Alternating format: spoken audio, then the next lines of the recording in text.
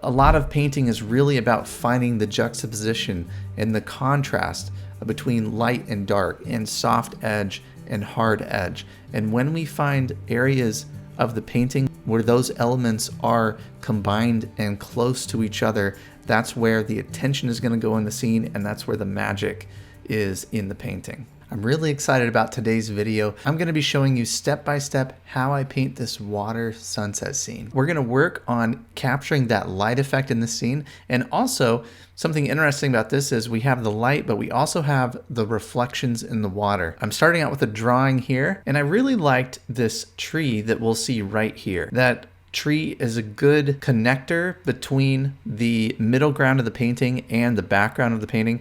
And plus, it has some really great texture. So there's a look at the drawing that I came up with for this. And now I wet down the back and the front of the paper, and we're ready to roll with the first wash of our painting. Now, the first wash is the light all around the scene. And I want to start right here because I know that that part where the sun is going down is going to be really important.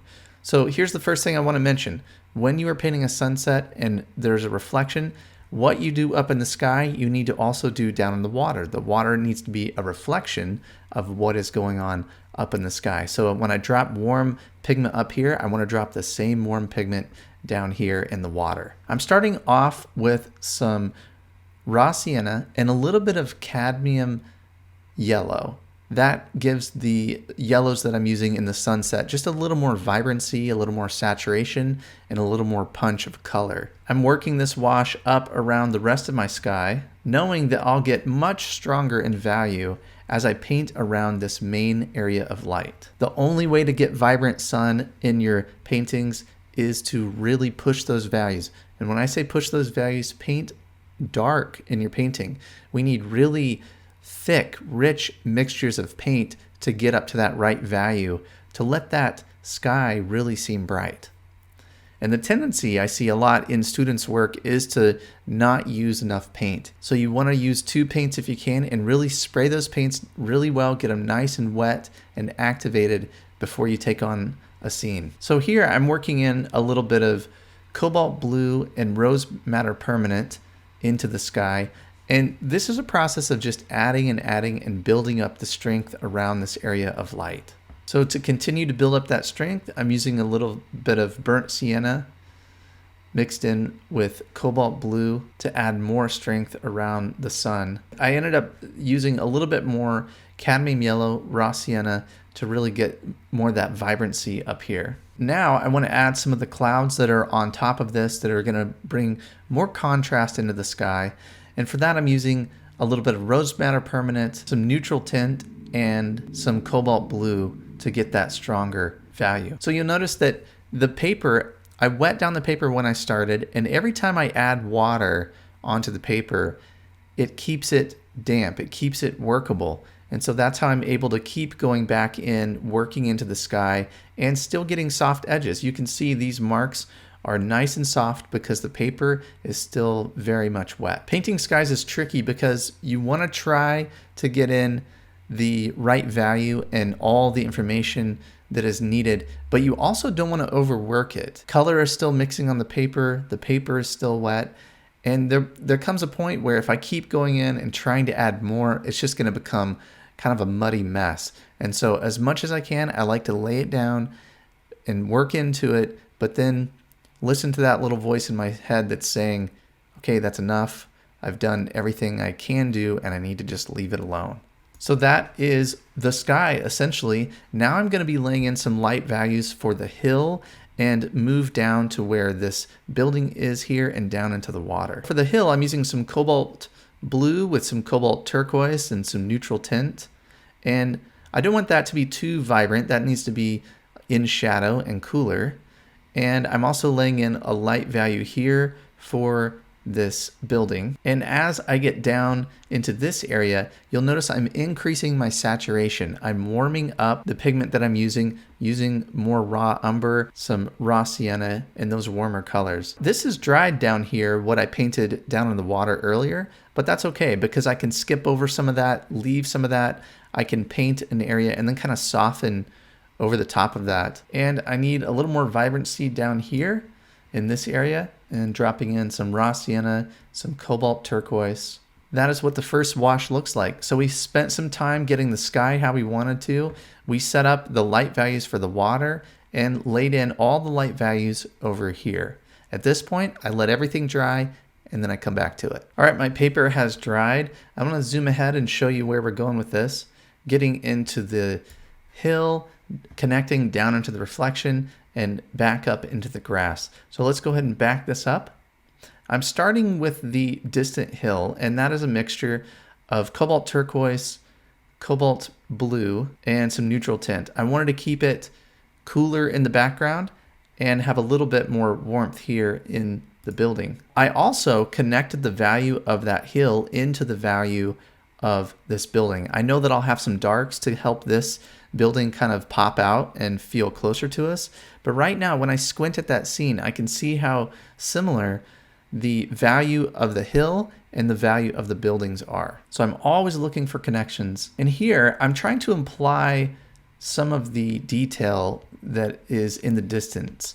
You can see some of the trees and things like that. It gives it a little bit of texture. So what I don't want to do is just paint a straight line all across the scene. I try to curve it, make it a little more interesting than just a straight line. I've finished painting the hill. Now I'm using a damp, clean brush to just slightly soften that edge a little bit. I wanted to create a bit of a light effect between the sun that's shining and this little part on the hill. I felt like that was a nice little touch that helped that light feel even more believable. And you'll notice I used a little cooler in the background, like more blues in the background, and then a little more earth tone and warmth as we get into this part that's closer to us. As this hill is still damp, I'm dropping in some cobalt turquoise, raw sienna, some of the greens that'll help this area feel closer to us and let that cooler blue of the hill rest back into the distance.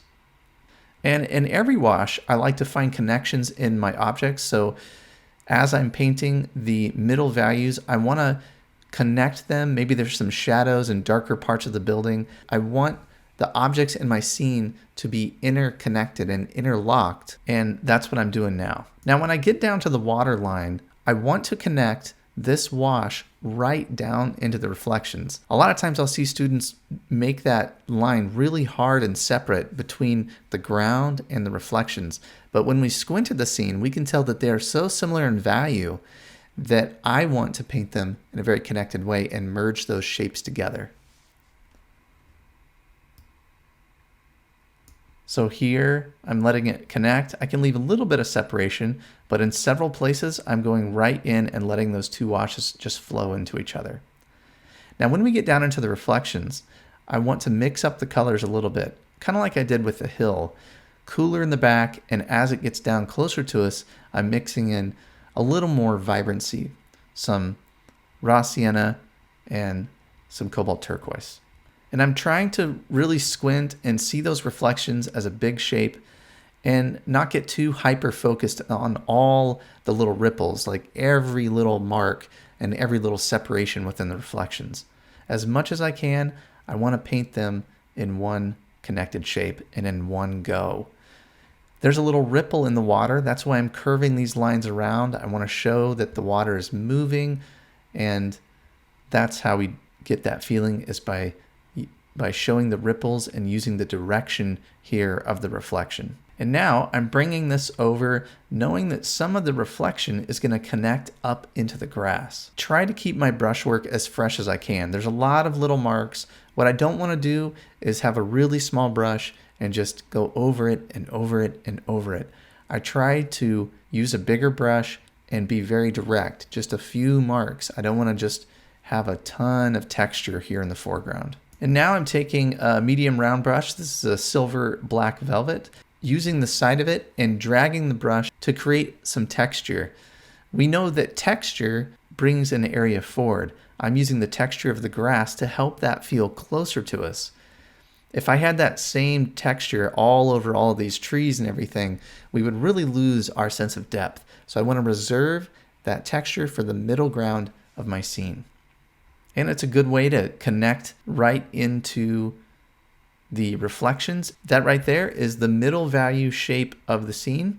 Now let's take a look at the darks and the details. Now that we have the middle values in place, we can start to think about what we need to finish this painting. I know that I'll need more detail in this area. I need to add some finish to this building. And we have that wonderful tree that's going to connect the middle ground all the way through to the background of the scene. It's a nice vertical. So we'll need to get all those things in place to finish the painting. So by adding that strength already, now I'm starting to get a feeling of depth. Those darks that I added on this building here, they bring that building forward and closer to us, allowing that background to rest in the background, just where we want it to be. And when I add these types of details, I'm squinting, I'm looking at it, trying to create an impression. I don't want to copy every little mark and just make it look so finished and complete. That to me makes the painting feel boring and overworked. So looking at it, trying to capture the essence of it. That's my goal here. And a few little marks bring some interest. Here is that big tree that I've been going on and on about. That broken mark, that dry brush against the softness of the sky. I mean, I just love that in painting, and I love that in watercolor. It's great. I like that. That a lot of painting is really about finding the juxtaposition and the contrast between light and dark and soft edge and hard edge. And when we find areas of the painting where those elements are combined and close to each other, that's where the attention is going to go in the scene, and that's where the magic is in the painting. And this is a methodical process of just looking at it, seeing what is needed where, adding in some darks. I needed this area of the painting to come forward, so I added a few more darks over here in these trees. Now I'm defining the shoreline a little bit more, just bringing a feeling of finish to the area. After I used some thicker paint, I can take my palette knife and scratch in a little vertical. There's a little pole over there near the building. I can pull that in, and then I can do the same thing here. See if I can scrape something out. Just a subtle little mark to reflect what's happening up here. And it's those little things that really make the water feel believable. A little touch of light that's up here reflected down here. And I needed a little more value on some of these reflections.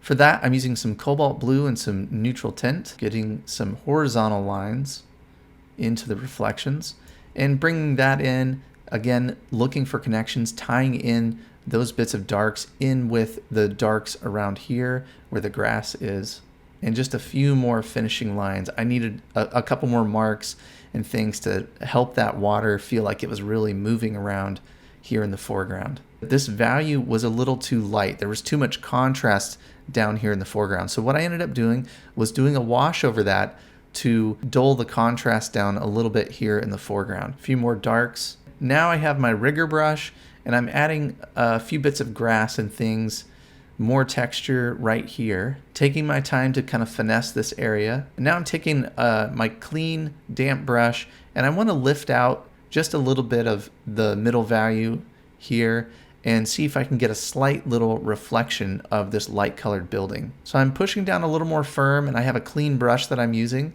and just lifting that off. Then I have a Kleenex and I can lift a little bit off too. So a little more dark on the side of that, a few little darks for some windows. I have a little X-Acto knife that I'm using here, and I'm scraping across to get a little bit of that sparkle on the water. I felt like I needed just a little bit here in the middle of the scene to break things up and add a little more interest right along here. So after I'm done with that, there's a look at the final painting. Well, I hope you enjoyed that walkthrough of me painting this scene. Hopefully you seeing my process from the start to finish can help you as you take on your own scenes.